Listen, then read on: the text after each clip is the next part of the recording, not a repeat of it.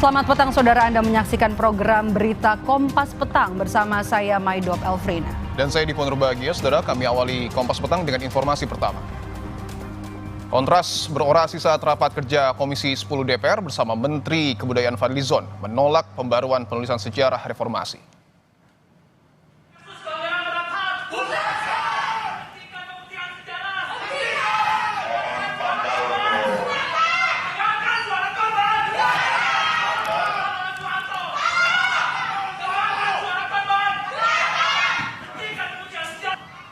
Orasi ini dilakukan Lembaga Swadaya Masyarakat Kontras di atas balkon ruang rapat Komisi 10 DPR. Kontras membentangkan spanduk yang meminta pengusutan pelanggaran HAM 1998 dan menolak pemberian gelar pahlawan untuk Presiden Soeharto. Orasi ini dilakukan saat Menteri Kebudayaan Fadlizon sedang rapat kerja bersama Komisi 10 DPR. Jadi hanya kebutuhan dasar terkait dengan belanja pegawai dan belanja operasional. Hentikan pemutihan sejarah. Dengarkan suara korban. Dengarkan suara korban. Soeharto. Dengarkan suara korban. Kontras menyebut aksi orasi ini dilakukan untuk sebagai bentuk kritik kepada Menteri Kebudayaan Fadlizon yang menyebut tidak ada pemerkosaan massal dalam tragedi kerusuhan 1998. Kontras meminta Fadlizon untuk meminta maaf kepada warga dan menolak penulisan sejarah ulang yang saat ini sedang dikaji oleh Kementerian Kebudayaan. Ya, silakan kembali ke tempat masing-masing. Pantau tolong diamankan. Kami persilakan Pak Menteri untuk lanjutkan. Terima kasih. Pertama tentu terkait dengan anggaran. Ya, saya kira sama dengan Kementerian Kebudayaan yang dihadiri oleh Fadlizon sendiri, dan kami hari ini melakukan sebuah interupsi berupa aksi simbolik untuk memprotes adanya penghentian pemutihan sejarah dan juga mengecam adanya pernyataan Fadlizon yang mengatakan bahwa pemerkosaan massal adalah rumor dan peristiwa Mei 98 itu tidak ada buktinya.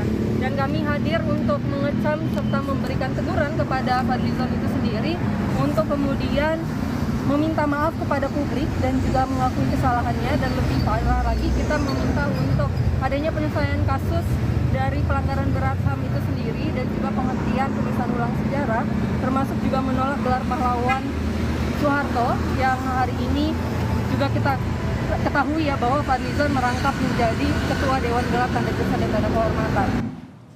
Namanya pemaparan sejarah-sejarah. Baik Kang. Silakan. Sementara itu, anggota Komisi 10 fraksi PDI Perjuangan, Mercy Christy, mencecar Menteri Kebudayaan Fadlizon. Dia meluapkan kesedihannya atas dugaan pemerkosaan massal tragedi 98 saat rapat dengar pendapat bersama Fadlizon. Saat sesi tanya jawab, Mercy bilang punya 3 dokumen resmi terkait kasus ini, yang salah satunya adalah dokumen dari Tim Gabungan Pencari Fakta TGPF. Sementara ungkapan kesedihan Mercy direspon permintaan maaf dari Menteri Kebudayaan Fadlizon. Mendengar kritikan dari para akademisi, tuntutan inklusivitas agar mohon bisa didengarkan dan diberikan ruang untuk bisa sendiri. Kenapa begitu berat menerima ini? Ini kalau saya bicara ini kita sakit, Pak. Saya termasuk bagian juga yang ikut mendata itu testimoni sangat menyakitkan. Kita bawa itu testimoni dalam desingan peluru. Aduh, Bapak bicara dari tadi itu saya itu menahan, sangat menahan. Dan bukan cuma kasus kekerasan 98. Bapak bilang TSM, Bapak bilang tidak terima yang massal.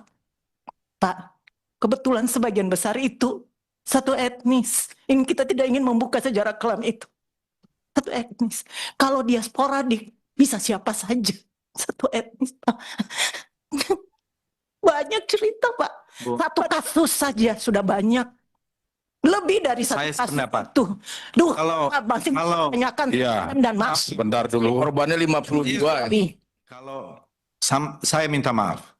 Kalau ini terkait dengan insensitivitas, dianggap insensitif. Tapi saya sekali lagi dalam posisi yang mengutuk dan mengecam itu juga.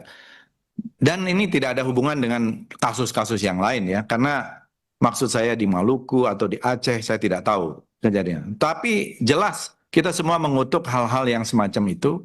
dan mengecam segala macam kekerasan terhadap perempuan, itu saya kira dalam posisi yang sama sekali tidak berbeda dalam soal hal itu.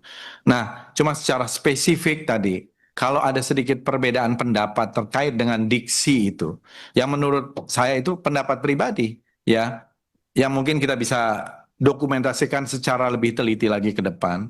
Ini adalah hal-hal yang mungkin bagian dari ya perbedaan-perbedaan data atau pendapat yang perlu kita lebih akurat lagi ke depan untuk mendatanya. Saya kira tidak ada maksud-maksud lain dan tidak ada kepentingan sebenarnya dalam hal ini untuk mereduksi kalau itu sudah menjadi sebuah kenyataan-kenyataan, apalagi ada dukungan dengan hukum. Dan memang orang-orang perpetrator ini, orang-orang pelaku yang semacam itu sampai sekarang pun saya kira harusnya bisa dihukum.